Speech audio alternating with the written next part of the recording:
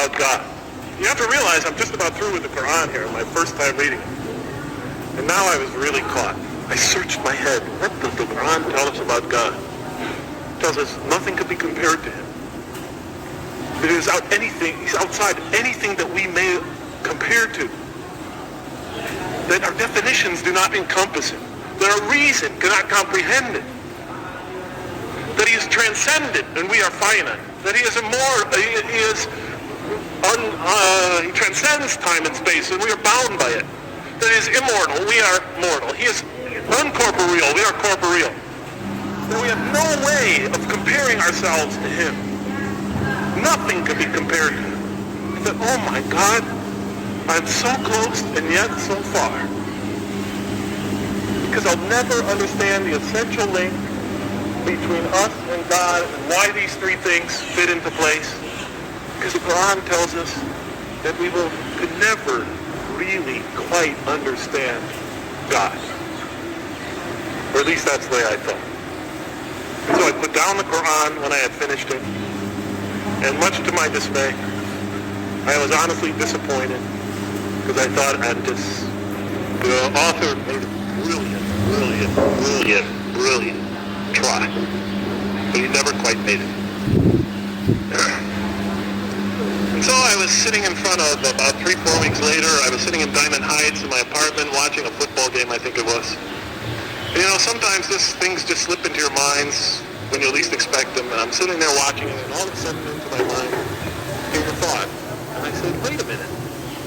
The Quran does tell us so much about God. It tells us again and again and again, but somehow I just missed it.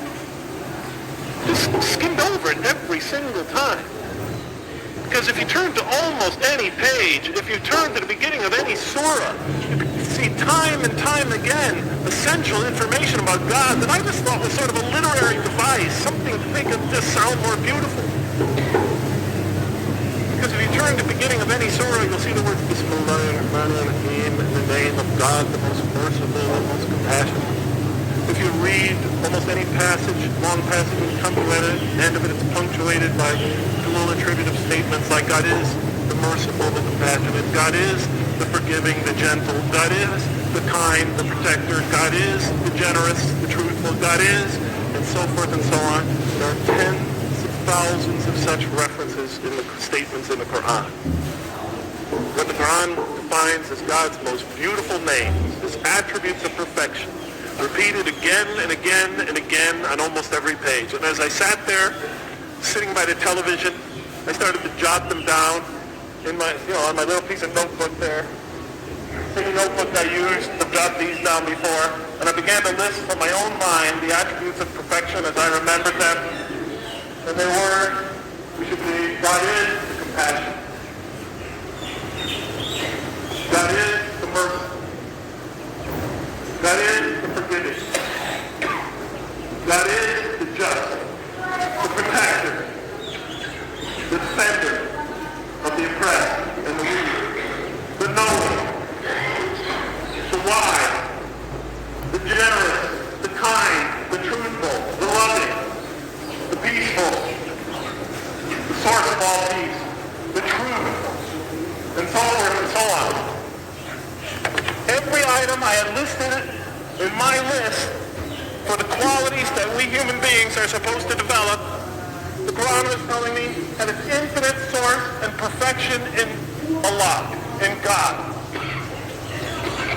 And then all of a sudden all the pieces fell together. Then I suddenly saw it, as I see most of you probably see as well. That now, suddenly it all began to make sense to me.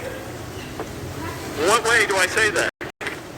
Well, it was now obvious why we had to develop these qualities. It was now obvious how these things on the floor here fell into place.